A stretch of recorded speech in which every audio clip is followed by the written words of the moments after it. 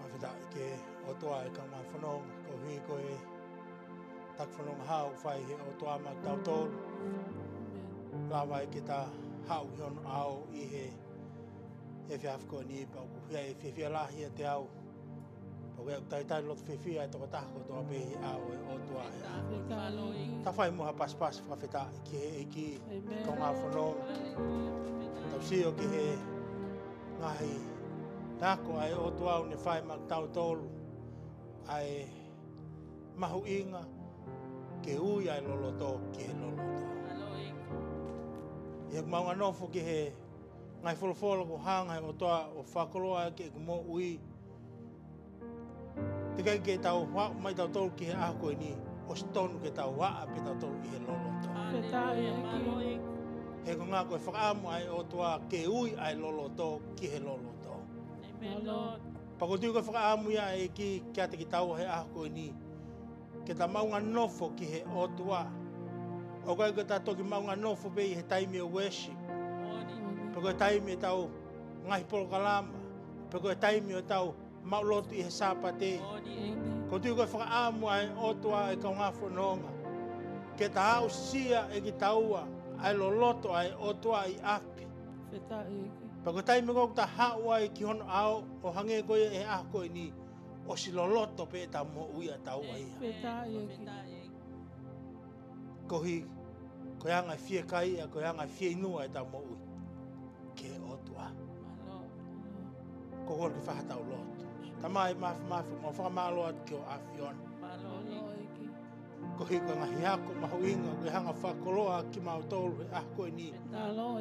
He koe uhi koe tahawe Kaveinga aho awhiona ke mau tautai i he loloto aho awhiona. Pa koe mau tautai koe i he loloto aho awhiona. Pa koe ai ngahi tapu aki, ngahi koloa lelei aho awhiona. Koe whakaamu ki whakainasi aki mau tolu. Whamalo ate o tua ngahi Folofola ko toa peo ki hanga tuku ke mau hako pia mi ia he ako ni. Ma hao he whiawhiko ni pa moe. Kōre pia lau maria ho awhiona. Tuku mua ke ne hifo o whiohi mo ki mau tolu e ako ni. Ka lawa ke hao ai Kaveinga aho awhiona. Ke mo ia ho kakai. Ma whawho ke ngahi langlang. Ma ngahi koloria ko toa pe. Ke langlang ia pe aho awhiona. Amen and amen. Hallelujah.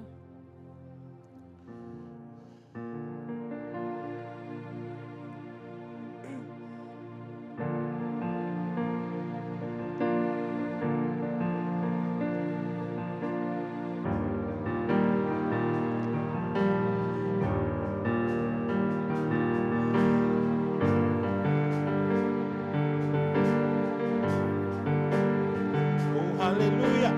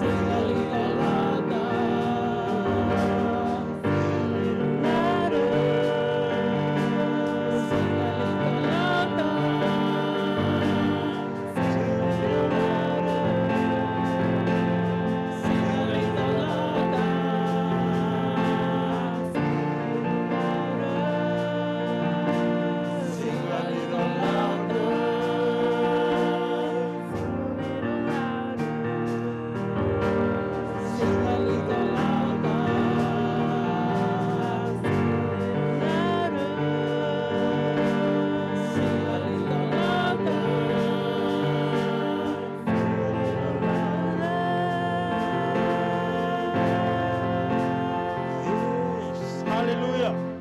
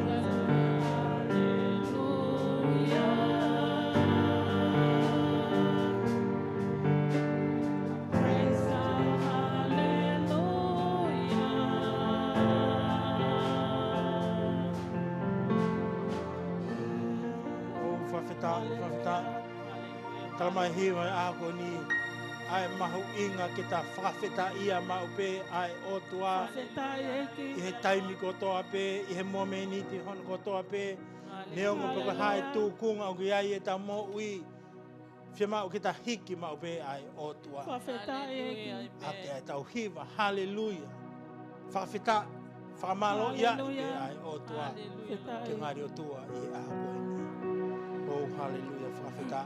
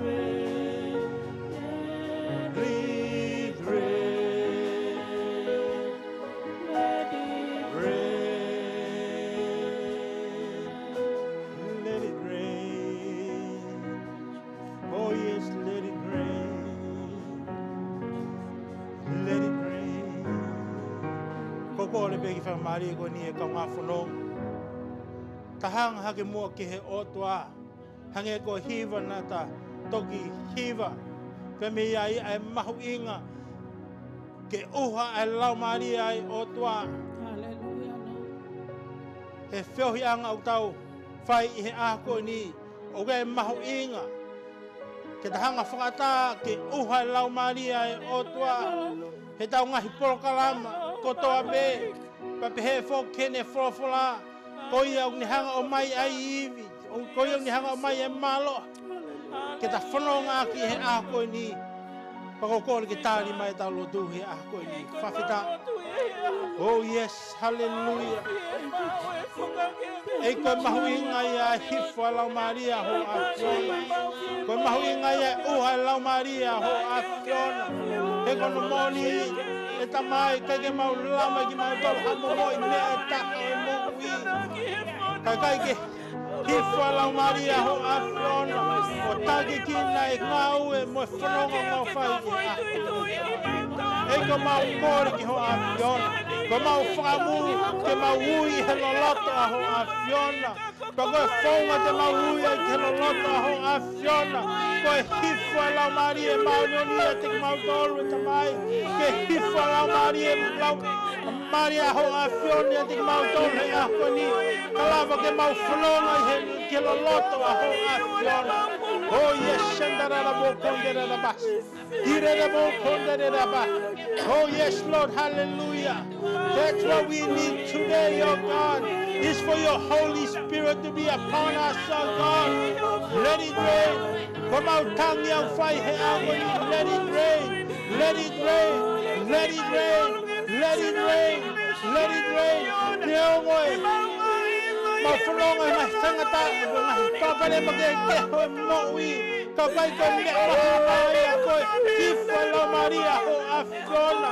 koe hifa la Maria ho a fiona ho shandere la bo hire de ma hire de bo tora la basete ho mama hire de ma hire de bo sotora la ba oh hallelujah let it rain yes Lord let it rain let it rain glory to God let it rain oh baba oh yes Lord we give you the glory yes Lord hallelujah yes Lord koi mau fima wai uhalau Maria ho afiona nengo bengo hai ngai fengata nengo bengo hai ngai a tono no e maui o mahu inga ke hifwa lau Maria ho afiona yes hallelujah oh hallelujah yes Lord we give you the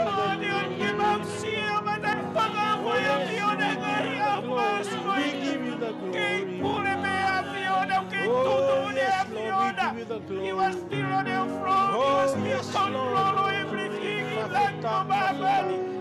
oh yes Lord hallelujah yes Lord Father oh yes Lord it's all about you Lord it's not about us it's not about me it's about you Holy Spirit oh yes Lord Femau ke hifa la Maria ho a fiona e tamai kalava ke mau i whanonga ki he loloto a ho a fiona oh yes Lord hallelujah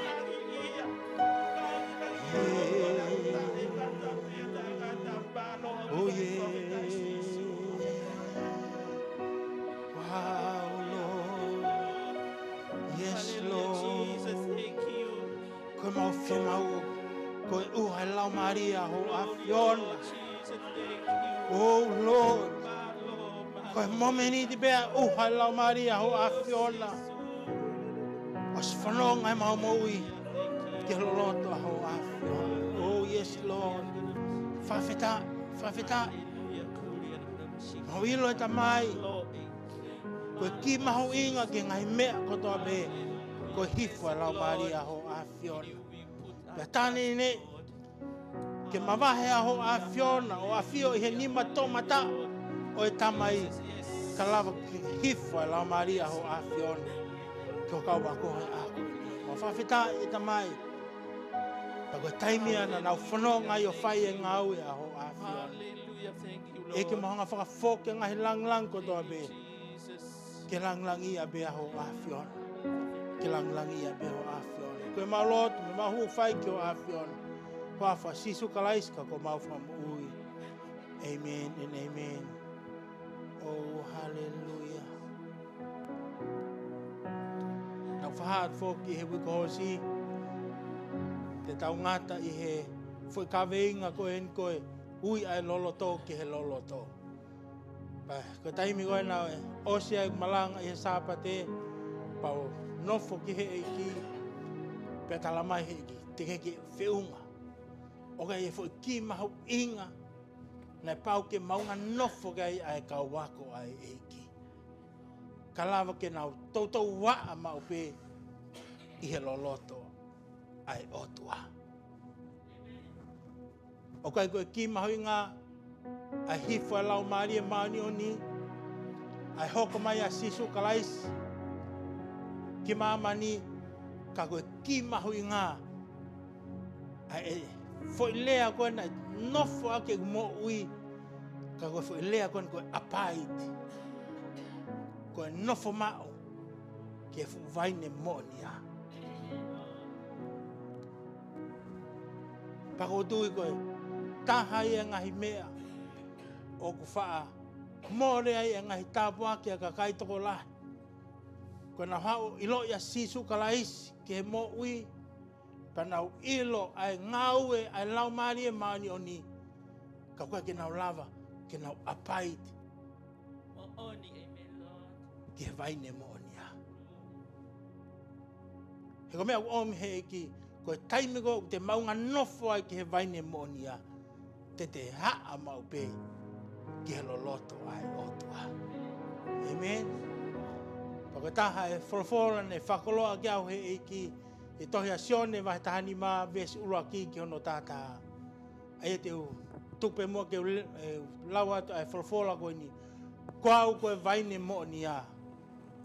Pea ko euk tamai koe tauhingo ue ia.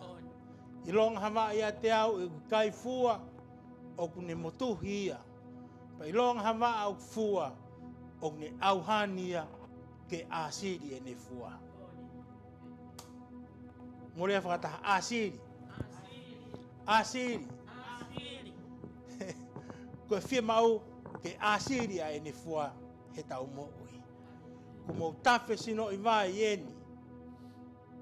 Koe mea i he lea ko whai ki ati ki mou tolu. Ko hinga taha e ki, ko ki tau tolu, we are clean. Ko hui ko tau whakawhanong ke Folofola ai otua. O tau hoko ko tau be ko e tawhe sino i vai. Amen? Amen. Ko hi be ko Folofola ai eki. Kua mai ki maamani. E, ai ke mou Nofoma'u ia te au. Mo au ia te ki mou tolu. Hange o kai ke whaafua e waa ia te ia pe. O ka pau i kai Nofoma'u i he Vaine. Pe he fok e kai te mou lama e ki mou tolu. O ka pau e kai te mou Nofoma'u ia te au. Nofoma'u ia te au. Nofoma'u ia te au. Kau be koe Vaine, ko ke mou tolu koe ngahi waa. Koe au Nofoma'u ia te au, mo au ia te ia, o fualahi ai toko taha ko ia. He ka mawai mo au, o ki kai te mou whaafai hamea. Amen. Ka e hatahane i kai Nofoma'u ia te au, ne ri aki atu hange koe vaana. Pane mai, pe au nau tāna ki a ngahi mea pe he, o laku ki he awhi, pe au vela. Ka pau te mou Nofoma'u ia te au. Pea ka pau e Nofoma'u e ngahi lea ia te ki mou tolu. Pea neo ngope koe haa te mou loto ki ai. Mou kore. Mou kore. Pea e whai ki ha te ki mou tolu. Ko mea ko ia ko whakalangangi ai. Ai tamai koe uhi. Ke iku ki ho mou fualahi. Mou matu aki hoko. Koe kau ako a ako. Wow. E te hoko ke ka wako ai e ki ko pau ke ta maunga nofo ke vaine mo nia. Hange koe o whai au he tamai ko pehe ko o whai ki mo tolu mo Nofoma'u I he ofa ko ia a ahako. Ka pau te mo tauhi e ngahi tūtū ni ke mo Nofoma'u I he ko o wha. Hange fōki ko tauhi e au e ngahi tūtū ni e tamai pia Nofoma'u I he ofa a ana. Ko ngahi mea ni ko talat ko hui ke iate ki mo tolu e whiawhia pia ke kakato ai whiawhia a mo tolu. Whawhetai. Tupe mo ke whai haki whakamāpop. E Kaveinga koe hui ai loloto ki he loloto. Ko hui nata nofofo ki he moi ai Sione pita. Ko hui ka lava ke langa e Sione pita hono siasi. Ake ai ui ai loloto ki he loloto. Pako taha te whitoi ki. Nei pau ke mau e Sione pita. Ko e hifo ai laumari e maanioni. Pako taimi ko nei hifo ai laumari e maanioni. Nei toki whakata lewa. E eiki e ne kaua ko ke nau alo whai e ne ngāwe. Ka koe ki mahunga taha. O tonu ke ta whakatokanga e kau ngā whanonga. Koe uraki siasi, ko koe pia moao. Pe ko e te moui whakafoi tui. Amen. Pa ko siasi lewa hono wa koe kakai. Ko whamu ke mahino ai foi mea koe a kia tiki taua. Henga koe tūnga koe ai uraki siasi a koe pia moao. Ko pau ke ta mau ai tuunga. Koe whonu ngutu e ta moui. I he lau Maria hei otua. Ko tui koe uhinga ia. Na e fofua lawe a eki. Hene aratu koe ki he mari o kena. Ko hi koe maha ai Vaine. Pea whakahangi he eki. Ke kau sevaniti whakafonu. Pea whakafonu ke whonu ngutu. Ai Vaine. Pako taimi koe na toki whonu ngutu ai ai Vaine. Pa toki talangi lewa heki. Pa alo tufa ai Vaine.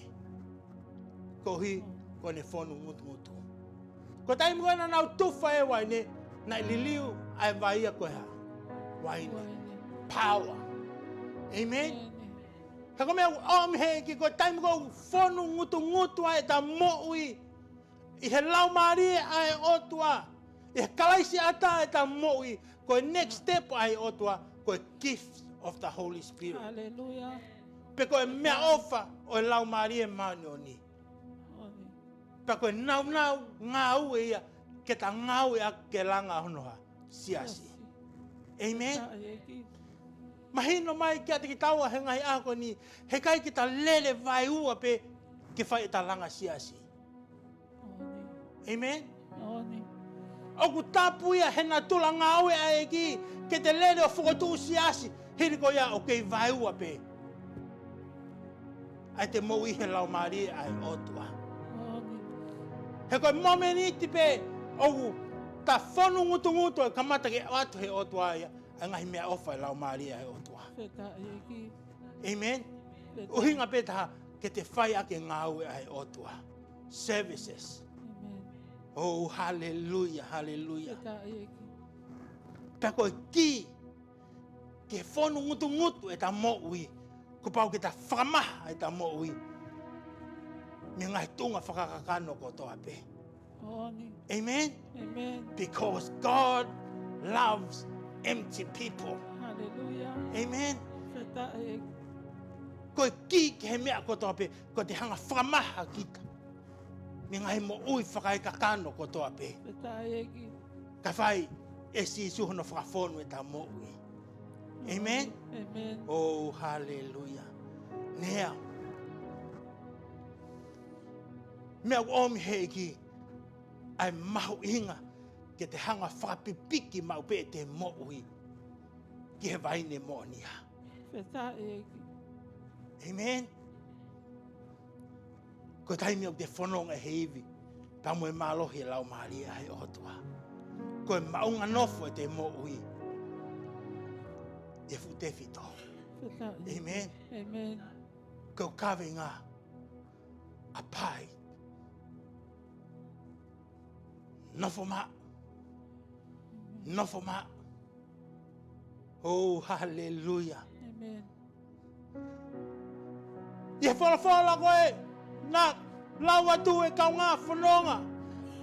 Koe whakatutu o ngā ua ia. Ai tolu. Ai tolu taha i hotua. Amen. Amen. God the Father. Jesus the Son. And the Holy Spirit. Hallelujah. Pamu e lau maari e manioni. Koe whakatutu o ngā ua e ni. Ai tolu taha i hotua. You know why? Ko hibe koe Kaveinga ke fua. Feta e Ai ki. fua. Amen. Amen. Kako mea, o tōtou whamanatu mai I he tohi a Sione. Abide. Abide. Nofoma'u. Feta e. Nofoma'u. Amen. Nofoma'u. Ke loi hotau papale mā. Tau hao ma'u ai mo ui a sisu kalais. Ko ia e Vaine mo nia. Pa tau I lo ia ngā ue lau maari e maanioni. Kau kai ki tau Nofoma'u.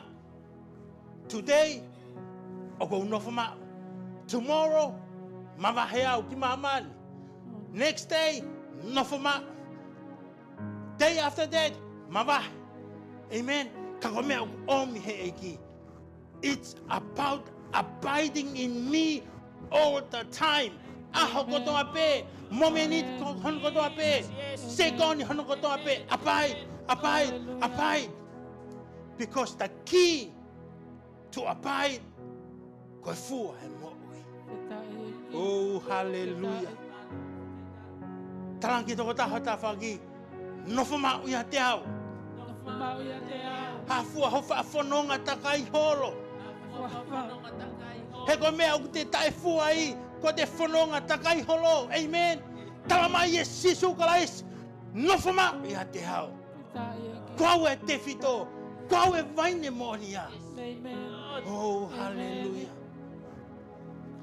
Do you know why? Koe taimi ko o ku tōtoko taha I pe. Ai te fito pa ka Vaine monia. Kei mo ui pe ai Vaine monia ai. Oni. Ia te ia pe. Feta Koe e ki. momeni te pe ai mapaki o e waa. Ka meu kongo. Mate.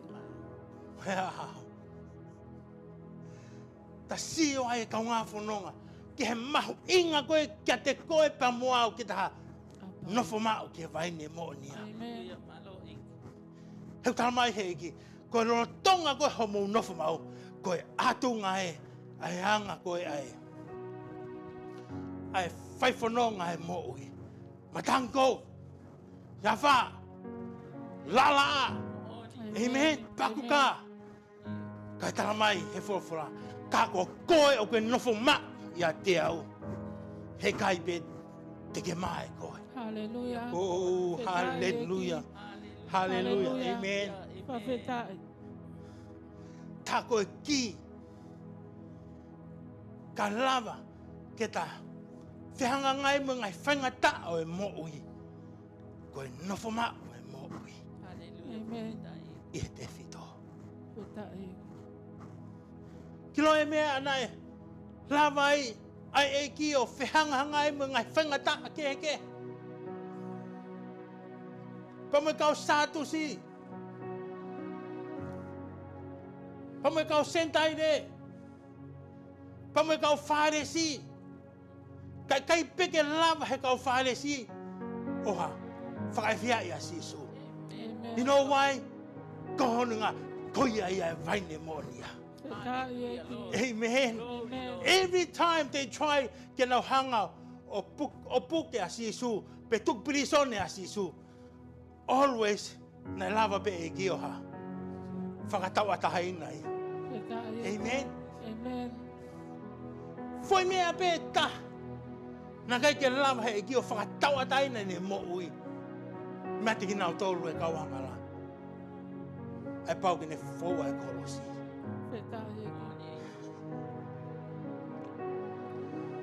Because kuloi hono hinga na kai ki ne lava kalo ba me kolosi. Because he remember you and you and you and me.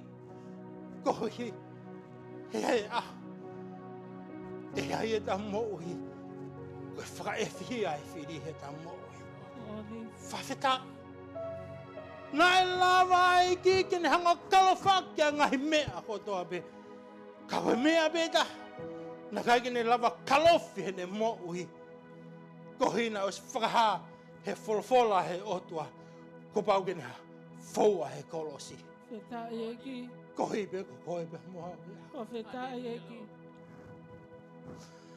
ko hi ko ha no hinga kalava ke fai ho e ta hanga whapipike e ta mo'i ke vai ta whe mo'nia. no eki It's about time for us to apply ke ta Nofoma'u amen ke Vaine mo'nia. Whawhita feta eki tau sio ke he ofa mo'nia he otua ki ho mo'i mo he mo'i na ne lava ke ne kalofi anga hanga hala ke heke anga he whakatanga ke heke kaua taimi na ne hawa ke tūnga e kolosi tala mai he Folofola na ne si hanga tukuhange ne mo'ui no eki ka lava ke ha ke kuna e Kaveinga hai otua ke whahinga e tanga ko feta eki mahino ka te taua he ahakoni e tala noa e ahakoni ko si sua e Vaine monia amen ko ki tau tolu e ngahi waa pako e otua he vai ai tauhingo feta eki pako tui ko mea o whikominga i ai otua he ahakoni ke tō ki ai e Vaine monia ka konga kere kere lelehi hallelujah pako mea o whikominga i ai Vaine monia e ahakoni o gai ha kere kere ko heni ko whakamu ko ai alwa e otua ke tōki ai ai Vaine monia ka lawa ke whai hane ngā uhe ke he konga kere kere ko ia feta eki tala mai he Folofola na hanga he otua ngau he tangata me ngahi e fwe kere kere ho whawhetai feta tā koe hanganaki mai ai Vaine monia ke he konga kere kere koe na ngahi a koe ngahi a ki au he a koe ni feta eki Hau ki taua koe he fupe he au he otua. no oni Ko ngā whanonga i he a koe ni, koe mea e au kuminga i ai Vaine monia he a koe ni, ko ha kere kere, ke tōki ai. Ai Vaine monia, ko sisu kalais ke he mo'ui. ko feta eki O te ke hanga taitoka ai Vaine monia ko ia, because he has a job to do ki ha mo'ui mo e ku mo'ui. Amen. feta eki Ka koe whiri, ke hoko hakonga kere kere i he aho koe ni, ko mea ahau, mo mea aku he aho koe ni. Oh, whawhetai. Who is willing? Ke ne hanga whakatai ne mo'ui. Ka lawa ke o mai ai Vaine monia tō, he ne mo'ui. Oh, hallelujah. Ko mea au whikominga ia sisu kala ise a koe ni. Ko ia ia Vaine monia he a koe ni. Ko whakaama Vaine monia ke o mai o tō. E konga kere kere. Pe koe tofi a whakalau maari o ku ke kāwai. Pau kāwai he a koe ni. feta eki Whawheta. Whakaukau e toko lahi. Ke naho mai a Vaine monia ko ia. Ke tō he naho mo'ui. Pea tala mai. Kamata rewa. Ke whaiaka. Ai Vaine monia he te mo'ui. feta eki Ne au. Ko hao ke tūnga e aka. Ko tūnga e aka. kai kito ia hafeitu ke o fononga ia tuunga ia ka koe potu whakapopo uri. Oh.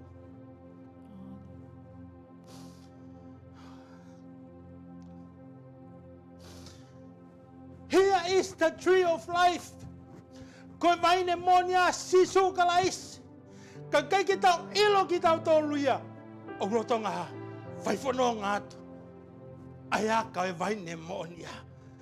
Pa koe Kaveinga. Anga hiaka vaine monia. Kone whekumi ke ngai wheitu whakapopo uri. Amen?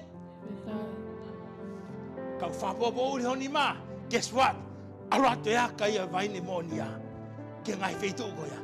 He start cultivating. Amen? Amen. Kau whapopo uri hoto ata mai. Atu ngai. Ai waka koe vaine monia. Amen? Ho, cultivate hoto ata mai. Kau ha. Neo ngai ne whanonga horo. E ngai whetu whapopo uri. Kau taha bene Kaveinga. Koe ha. Kene hao ke vai tawhea mo uri. You know why I know? Hene hanga peheni. Na e pekia si sukalaisi. Ene hanga whakia kene hanga hala. Pau nofo. O lau hife Folofola koe ni. Ka mea na e nofo kai kumo ui. Whake ia hono sino. Maaman. Ka koe taimi koe ke more ai. Ai manawa moi. Na e pehangi he tohi aluke. E tamai. O ko hanga tuku atu. Hoku lau maari e. Kia te koe. Pa koe tok taimia. Na e pekia ia kalaisi. Listen up. Do you know why? Whake ia hono sino. Maaman. Hono tunga kakano. Ka koe taimi koe ke whake ai. Ai manawa mo ui. Ai ne manawa mo ui. Nane ha whake kiwe. Koe tolu tahai o tua. You know why? Ko hono uhinga. He nao stu upe he Folofola. O se aho tolu. Teu tu. Amen. Watch this. O ka pau nei whak he iki ia. Ai manawa mo iki maman. E peheto e tua iki. Eh? Do you reckon he will? No.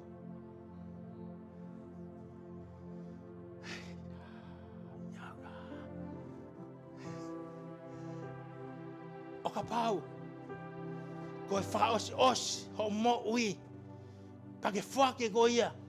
Ai manawa mo ui. Ke ngai kolo ai mamani ko ni. E pete ki toi tu? Te ki toi tu? Ia. Te ki toi tu he koe. Kai he tu ngai mate. Tangata. Kau sio ki he poto ai otua. Kai ke whaki, he eiki hono lau marie ki maman, ki he te volo. Pamoe, ngai kolo e maman koni. Toi whaki behe ki he otua. He nao stu he Folofola, o se aha tolu, ko pau ki toi tu. He kone whaki ki he tolu taha i otua. Otua koe tamai. Sisu koe alo. Pamoe lau marie maoni oni. Oh, hallelujah. And that's why o mau ingai ke ta hanga whapipik ke ta mo'ui ke vaine mo'nia. Hena whake si sono lau maari ki ve. Oh, hallelujah. O kia ia lau maari e maoni oni. Amen. Pako mea ko mahino ka te au.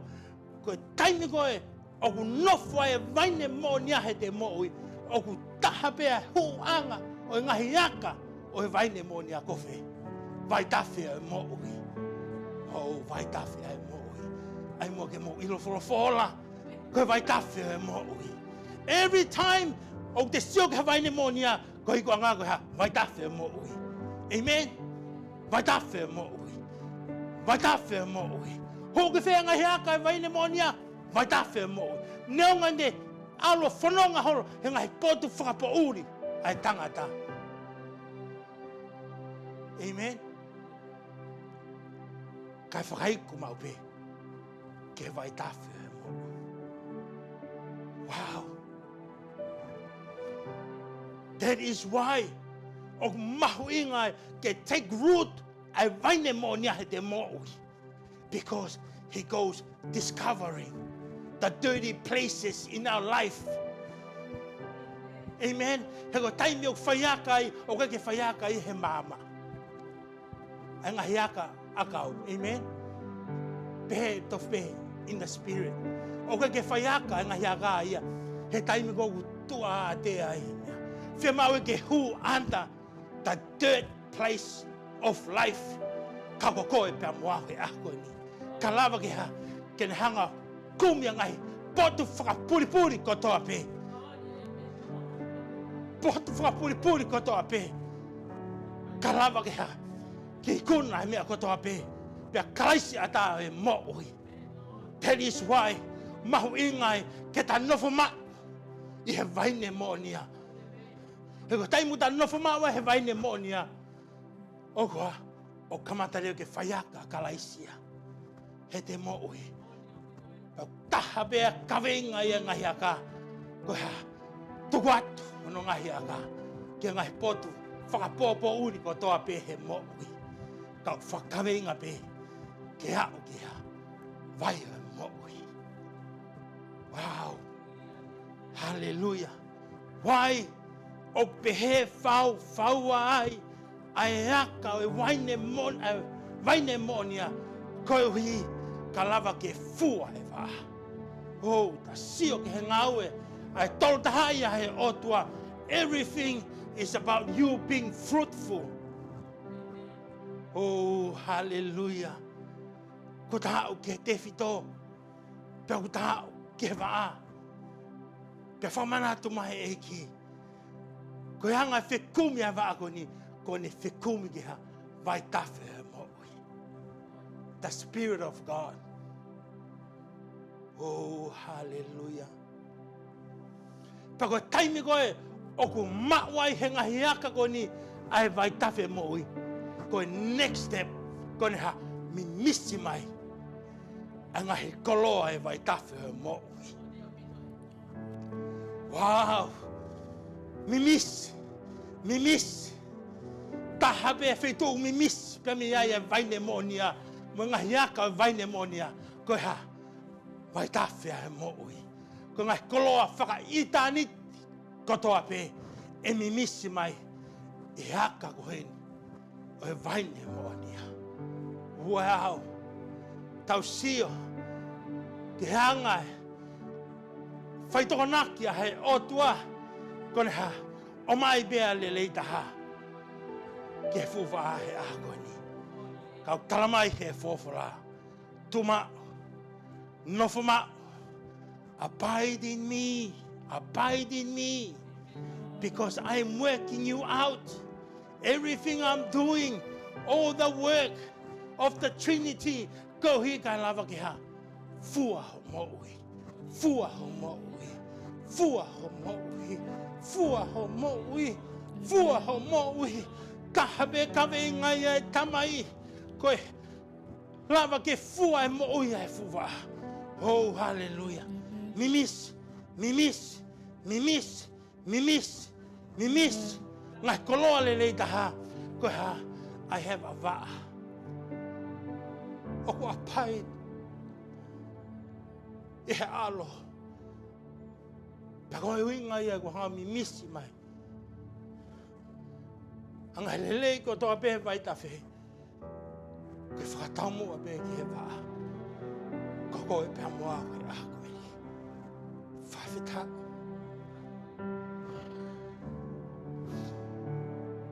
Talamai he Folofola. Nā whaiwhono ngā te ngahi wā. Ka talamai he Folofola. Koe vai tawhi hai hotu ha. Oku tawhi maupe. It is always flowing. Kai ke ai hataimi ai tumawai e vai tawhi. Ai lau maari ai otua. Ka ku tafe mau bea mai tafe ko ia. Te kalama ilo he tohia iskeri. Ai tafe bea mai tafe. Ai tafe bea mai tafe la Maria e otua. Kalama ke fonu ngutu a hono whare. Kalama ke fonu ngutu a hono kakai. E vai tafe la Maria e otua. Pa koe Kaveinga e vai tafe. O la Maria e otua. Kone hanga o mai. Anga he koloa fo mau pe. Ke sio hawai tafe o toi foke e vai motua. O toi tafe no. Taimu kau tafe e vai o moui. Always new. Fo. Pia tane nei. Ko taimu ke malanga ai fo. Taimu ku te lea ai fo. Taimu ku te vahe ai fo. Ko hiko atunga pe e vai tafe o moui. Kai whai atu. Ai haka ia Vaine monia. Hono mimisi mai a ngai koloa i tāniti. Ngai leleo i tāniti. Whakakaweinga pe. Ke fua. Ai waa.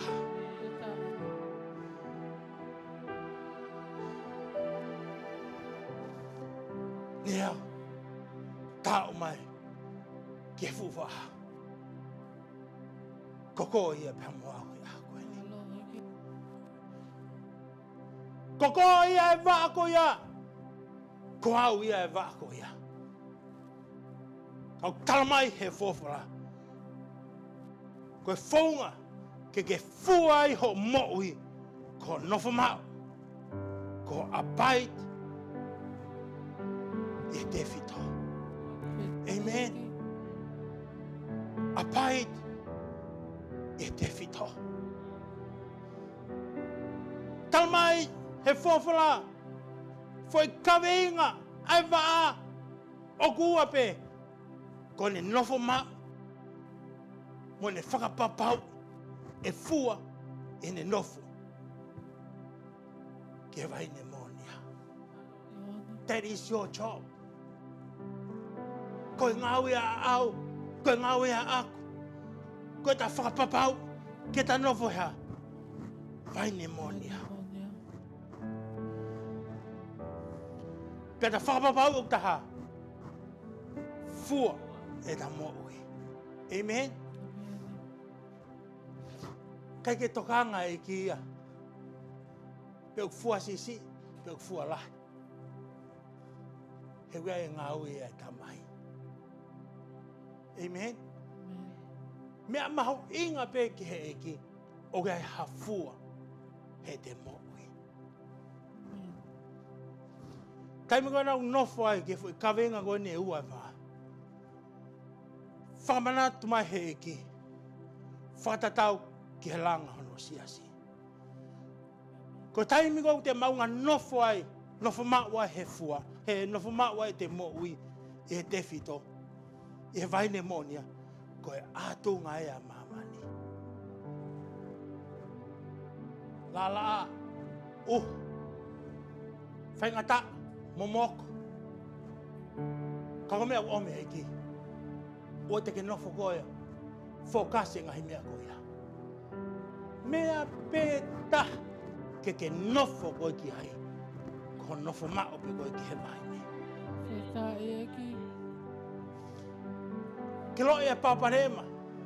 O whianga ngai me ngai siasi he a koe ni. Na nofo nau tau ria siofi. A ngahi ātakai. Peko haa mea uhoko. Kai ke lava e Kaveinga hai otua. Ka mea u omi he eki. Ka ke fotu. Hao ministry, hao ngāue, kia te au, nofo taha pe koe. Ke whakapapau, pe uke apai kia te au pe kai. Amen. Kai ke te whia mau e au ia, ke toi nofo ko siofi, e ngahi, hou me ngai whangata au e moui. Mea pe ke nofo koe ki ai, pe kuke apai, pe kuke Nofoma'u, e te whitoko sisu kalaisi.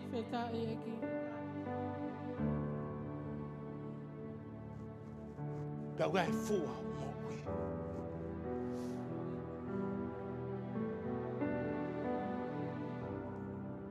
Tā koe. Ko me ai. O tonu ke nofo ke e tā ngāui.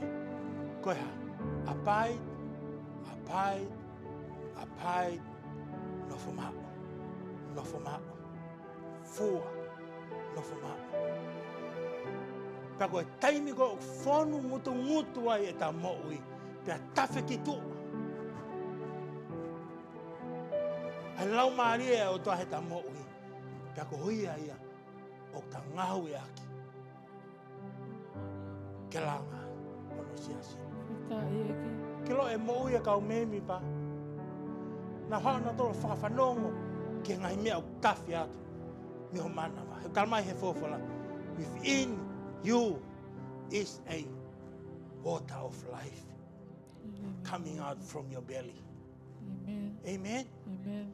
Paku come out ko ia, ko overflow ia. A e te moi whakalau maari e he eiki. Ke lo mea o kukei, whanonga takai horo ai a kakai o maman ko ni. Because lono tonga pe, a te kai ke whonu hake te mo'ui, ko te whenga ke taia. Ke te whawhanga ngai kakai, ka te hala ki taia. Kau talamai he eki, ko e taimi o te tuk whawhanga e kakai, e taimi o whonu mahua ai. A e neipo. Amen? Oh, hallelujah. Ko e tuunga ia ku iaie, tonke iaie waa, ko e overflow e ne mo'ui, i he otua. Kalawa ke ha, fua, he talamai he Folofola, ko e ngai fua ko toa pe, o gai hono tenga. Amen? Ke loa e ngai ahon, o sit lese ngai fua e te, e ni ihi maman, ko hina manipulate tia he tangata. Kana o Kaveinga he eiki, ko ngai fua ko toa pe, whakamate rie, whakanau maari. O gai, tenga mo ui, ke ha, regenerate. Tako e taimi ko e, o hawa e kakai ai o tua, o kai, me ngai fua ko he te mo ui. O gai e whainga maari e knau tolu, ke nau ha, hold the living seed. Peko mea iau nau aru, o tō, he nau mo ui. Ko mea mahu ingai, ke whanu ngutu e ta mo ui, and overflow, because, pata toki alwhai e ngau e hai otua. Because through the overflow in your spirit, people learn and eat. Hallelujah. Kaveinga whakaos, koe ngau e ai tamai, ko ia ai tauhingo e. Pakotui, koe tokotaha tauhingo e ai tamai, koe tokotaha o wha ahi mau pe, kene ngoe anga. He koe o tua, o tauhi ki ai, koe o tua, o ne tokanga e kina ni ha, whangasipi. Amen? Always coming, having a look, ke ngoe anga. Tako mea Kaveinga pe ua, ai tauhingo e, kone whekumi, ki ati ki nau tolu, o tae fua, mo ki nau tolu kwa fua. Amen? Ko pero to pe men. Hau hai otu amo ne fuhere kos. Oh, hallelujah. Pako e hele kos ko ia, o whakakavenga ki pe, ko e tokotaha o tae fua, mo e tokotaha o fua. Amen? Whaunga, ko e tutu tatau pe. Kauei, ke kehe Kaveinga, taha ko e motu osi, mo e taha ko e auhani pe. Whawhita. O tu ki wheho mo ui he aha koe ni. O tu ho mo ui, i he tuunga ko e motu osi, pe ko e tuunga ko e auhani pe. Ko e tāria ko ia, ko e mea ia au ki ke whai e tāri ko ia. O koe ko ha mea ia aku. Kau talamai he Folofola, te tautau a ahi mau pe. Ke ngohe anga. Ko e kumi pe. Ai waa au tae fua, mo e waa au fua. Pea talamai. Ko koe au kai ke fua, te hanga tuusi koe. Mi he tewhito. He koe taulu ho nofo he tewhito. Mo I kaipe ki ha fua ia. Mo kei taitokanga pe ho mo ui a koe ia. Oh, hallelujah. Kako koe, o gai e kifua, hei, te whangau au hani hau mo ui. Amen. Hallelujah. Te tae ki. I believe that everyone is in the stage of pruning in our mo ui. Amen. Au hani in our mo ui. Hotua, here I am, whaiteria, ke au hani e ku mo ui. Te tae ki. Wow. You know why? Ko ngā koe whakaamu hai otua. Ke ua, te ke fua pehe, kai ngā fuifua, ngai fua lele iho. Wha te tae ki.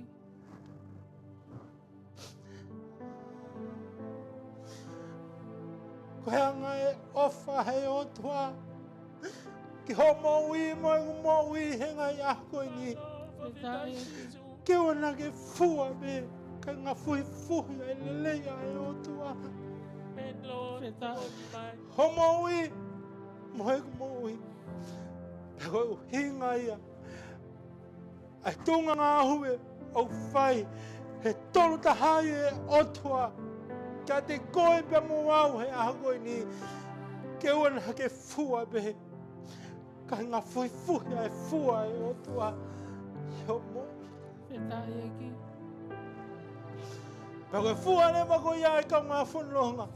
Koe fua iau te aro langa ke siasi ai otua. Alo.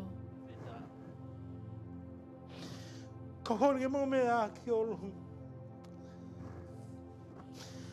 Tolu tahai hotua. Tau sio ki ngā hau e ai tolu tahai e otua. Free head, but one God. Te tae ki. All significant for your fruitfulness. Thank you, Lord. Te tae. Pakame ai. O tonu ki tau maunga nofo ai ki he te whito ko sisu kalais. He koe mea kotoa pē. Te tau whai, ko pau ki tau fōu ia sisu kalais. He ko lea e ki. Ko pe toi tō. Ko pe halanga ki he moui. Ko au pe ai moui. Amen. So hapai, Nofoma'u he te whito. Ko ngore ke whai ki hata lotu, ke otua, kau ngā whanonga. Ta sio ke ngahi ngau e whakaofu. Ai otua koe tamai. Ai alo ko sisu kalaisi. Pa mo lau maari he maoni honi. Ka habe nau Kaveinga ngā we. Ke ngā fuhi ai fua e waa. I ngahi aho ko he ni. Te Whai ki tae hata ki. lotu ke he eki. Pa ko kore ke tāni mai e tau lotu. Malo sisu. O hingon mana makoto me ho folofola. Ko mau ako e ahago ni me ho folofola, Lord. Toni aki mato Lord e ngai ahago ni. Ai mahuinga ke mau Nofoma'u i ho awhio. Ke mau Nofoma'u ki he te whitongo e awhio na sisu ko Vaine moni ai. Ka mau whai fua ko ngahi maa Oh, me hallelujah. Kita ke afiona ka mau ka tai fua, Lord. E tai mi e hanga e afiona tamai. O tu usi oski mau tole ngahi wa au Oh, tai fua. hallelujah. Ka koe pa au fua u ke au hani a ke How a sini e ne fua. Ko is malo our ki ho God. afio e mana ma kuoto e a koe. Sing with me. Koni a ki mau tolo ngahi a koe ni. Ke mau hoko koe ngahi wa au hani e afiona. I he aho kotoa me, Lord. Kai lava ke whai fua e mau maui. Oh, Pia tawhisino i mai e mau maui, Lord. Ko uhia, ko e mau maunga nofu ki o awhio. Pia whakawhano mo ki o Folofola. Pia uwhai e o Folofola no fufulu mo whakamaa whakaaho e mau maui. Pia hako e mau maui,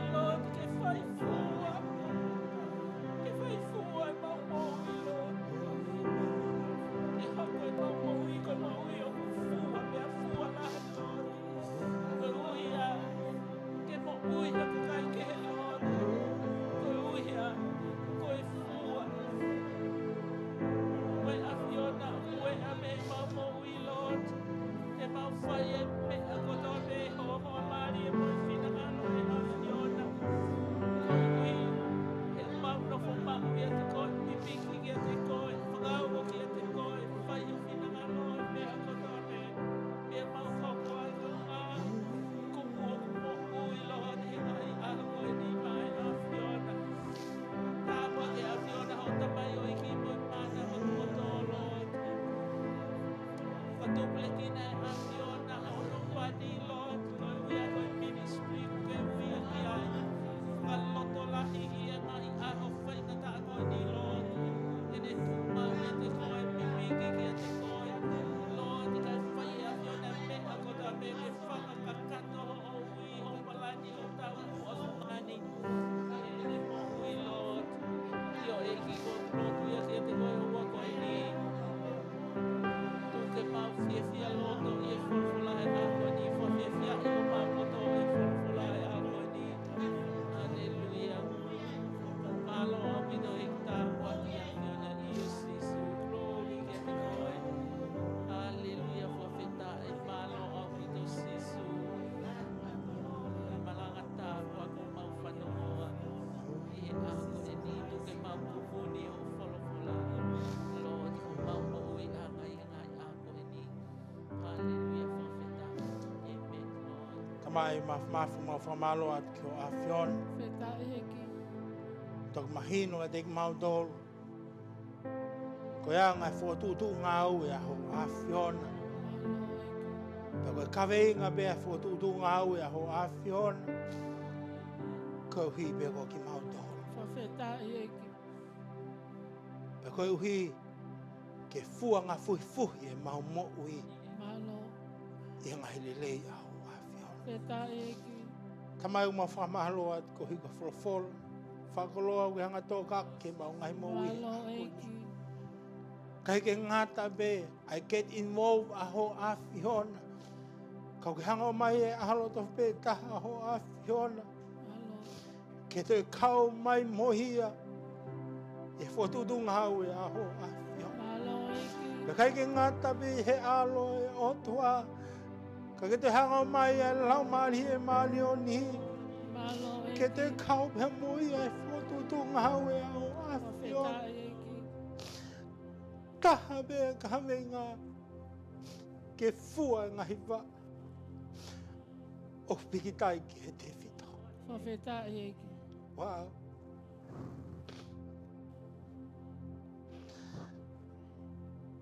Mautolu ke kakai monu ia ki mautolu. Malo eki.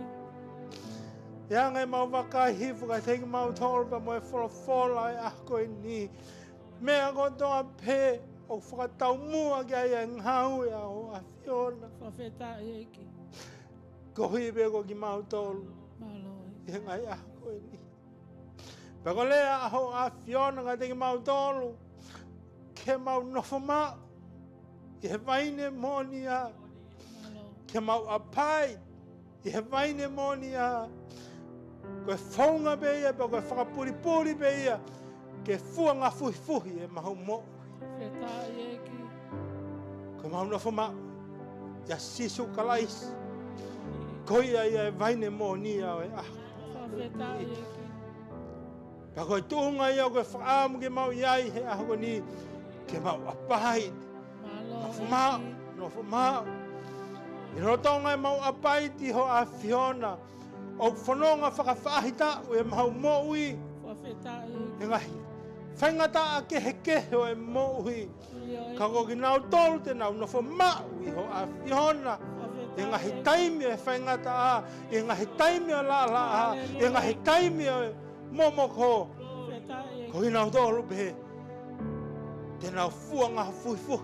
Hallelujah. I he au a ho a fiona. Feta eki. Tamai ha lasi ki mau dolo e tamai. Pe tane nei ke lea hau a fiona ke Simon e Peter. He taimina e ato e Simon e Peter. E funga mai.